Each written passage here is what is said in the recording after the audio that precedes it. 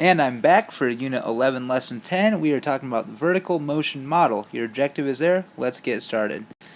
So it says here, we already learned about the falling object model when an object is dropped. Okay, think of Mr. Ayers' penny hitting Mr. Beeson in the head, that example we talked about. Okay, we can use this overall, it's called vertical motion model, when an object is thrown. And when we talk about vertical motion, our h is the height of the object in feet. Okay, so that's the current height of the object in feet. The t is how long the object's been in motion in seconds. Okay, we have s, which is the initial height, so where the object was dropped, or now in this case thrown from, and that's in feet. And now we're adding in a new letter, v, which is the initial velocity in feet per second. So let's say I'm throwing an object. The initial velocity would be how fast I throw it. Okay, and what direction, because velocity means speed and direction. So it would be like how fast I threw it and if it was up or down. Okay, and when we talk about up is positive velocity and down is negative velocity. So let's say I throw something 50 miles an hour. If I throw it up, then I call it 50 miles an hour for the velocity.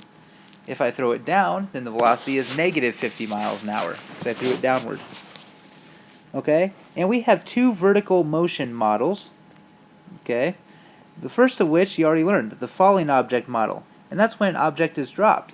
So when an object is dropped, it has no initial velocity.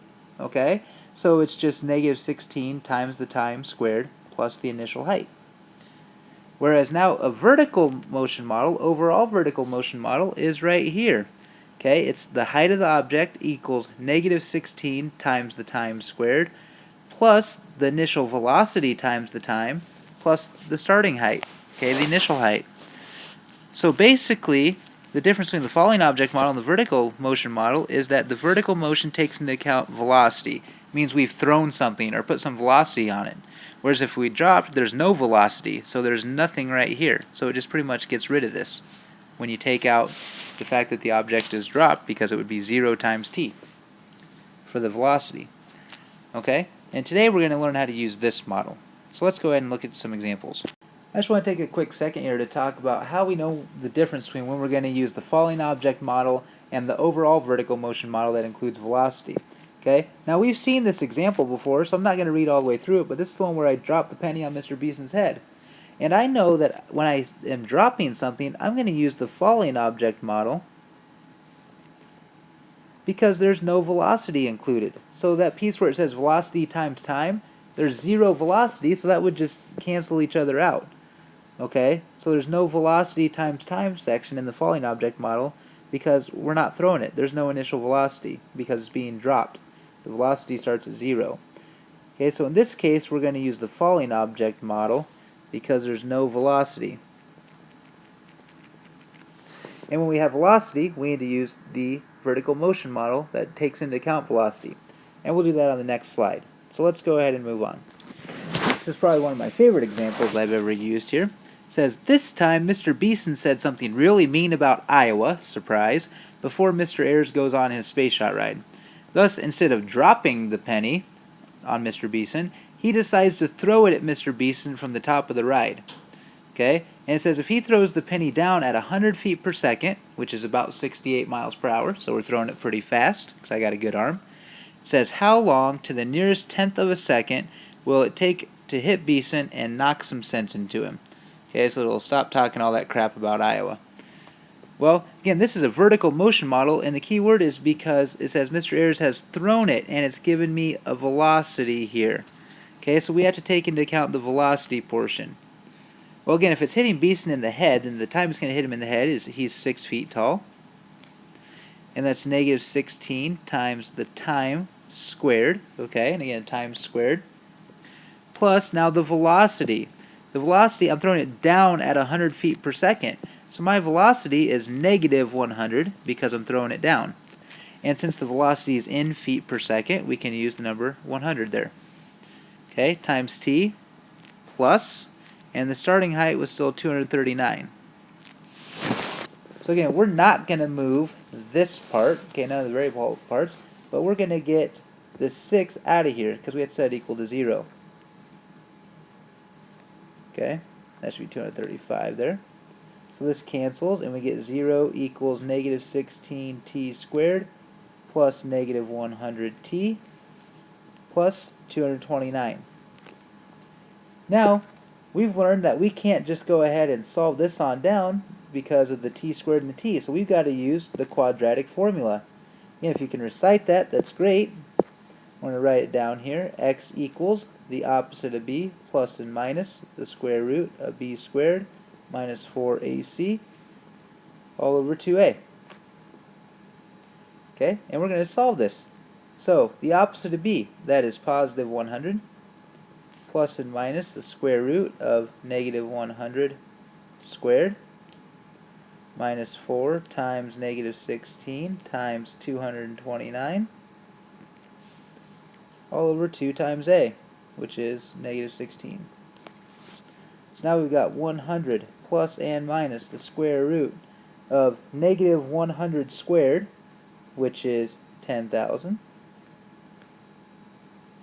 Okay, minus, and 4 times negative 16 is 64 times 229. Sorry, and that's negative 14,656. All over 2 times negative 16, which is negative 32. So now I've got, 100 plus and minus the square root.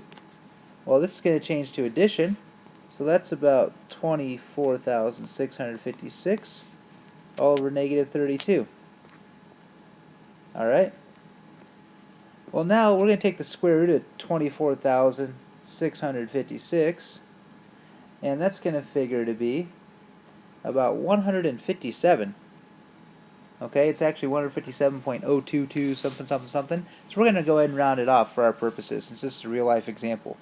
So we're going to get 100 plus and minus 157 all over negative 32.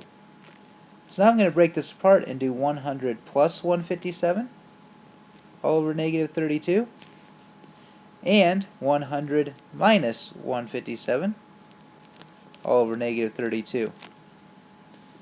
So we're going to get 257 divided by negative 32 for the first one, which is going to be negative 8.03. Then if we do the other one, 100 minus 157 is negative 57 divided by negative 32 is about positive 1.78. So now let's think about this real world example. Which of these makes sense? Negative 8.03 seconds or positive 1.78 seconds? Well, since time can't be negative, this answer is automatically out. Okay, so this is the only one left over here, about 1.78 seconds. And it told us to round it to the nearest tenth. Okay, so that's about 1.8 seconds. To hit Mr. Beeson in the head, knock some sense into him, hopefully make him start cheering for the Hawkeyes. Okay? And there's a real-life example of using the quadratic formula for the vertical motion model. So Mr. Ayers' cannon of an arm made it go down all that way pretty fast, 1.8 seconds. Alright, let's go on to one last example. So now in this example it says, while Mr. Ayers is enjoying his next ride, Mr. Beeson tries to retaliate by throwing a rock up at him. To hide, Mr. Beeson climbs to the top of a 23-foot tree near the ride.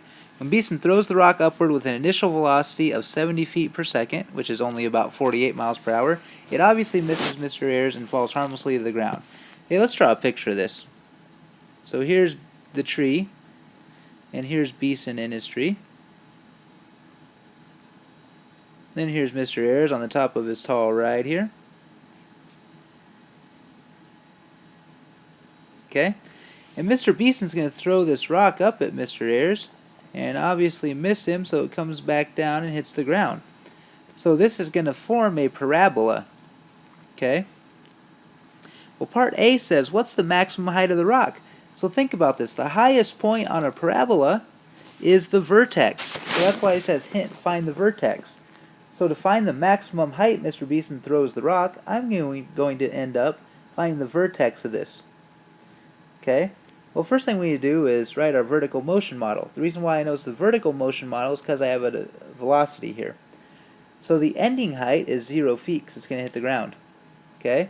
And we got negative 16t squared plus the velocity is positive 70 because it's going upward, plus the initial height is 23.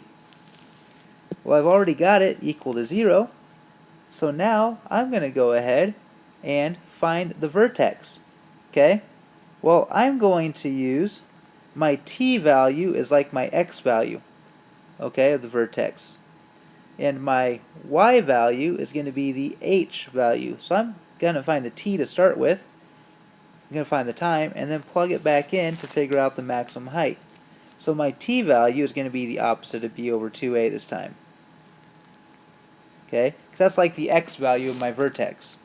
Well, the opposite of b, that's negative 70, all over 2 times negative 16.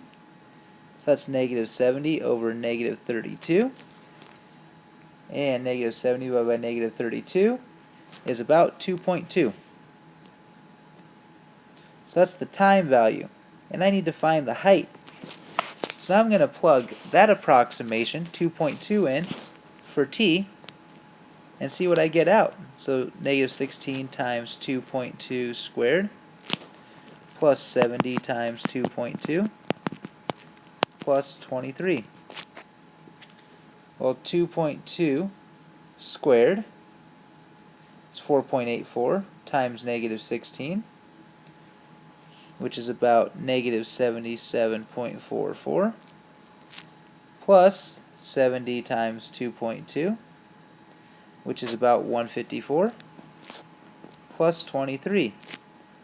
Well, let's take 154 plus 23 to start with, and then subtract 77.44. So 154 plus 23 is about 177, and then I'm taking away about 77. So that's about 100. Okay? So my maximum height is about 100 feet in the air. So since Mr. Beeson was already 23 foot up in the tree, that means that he's thrown it about an additional 77 feet high. Okay? It actually ends up being a pretty good chuck for a rock. Alright? So that's the maximum height. Again, find the vertex, and we need to find the y value of the vertex.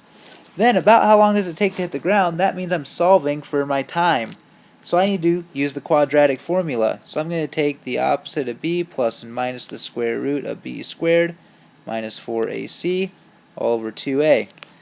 The opposite of b, negative 70, plus and minus the square root. I'm going to go ahead and start I'm going to, for sake of time, go ahead and just kind of solve this out as we're going here. Well, 70 squared, that's 4,900, minus 4 times negative 16 is negative 64, times my c, which is 23. So that's minus negative 1472, all over 2 times negative 16, which is negative 32.